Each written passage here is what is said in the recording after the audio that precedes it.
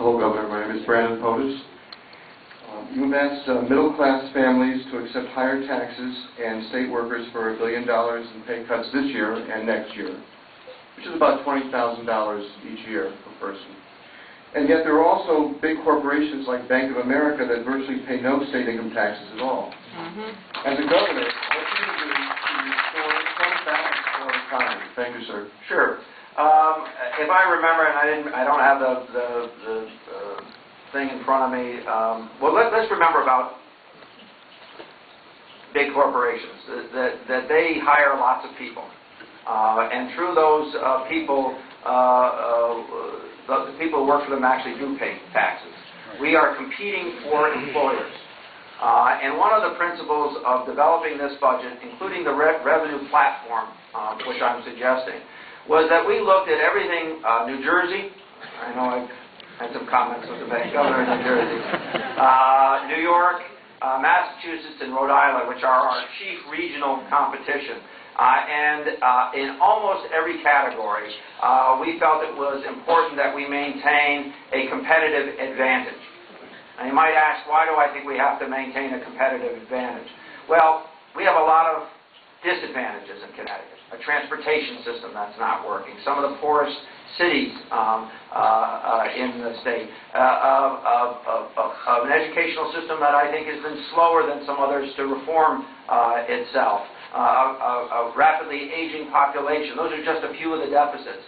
So what I'm striving to do is to raise the revenue necessary to share the sacrifice, and I understand there can be disagreement about that, don't get me wrong, but also to maintain competitive advantages over those other states. Because without, well, let's put it this way, even though we've had competitive advantages, we're one of only 2 states to have failed to grow jobs for 22 years.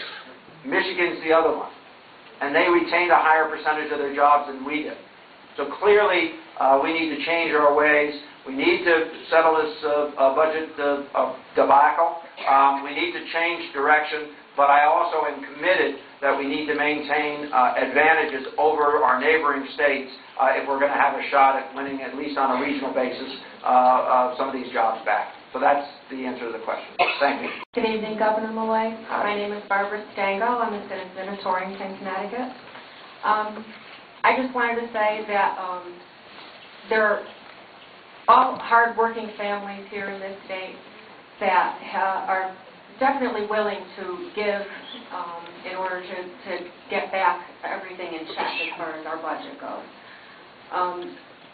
In our homes, we've had to make sacrifices, and we've had to review what our true needs are rather than our wants, and choose carefully where we spend our money and how.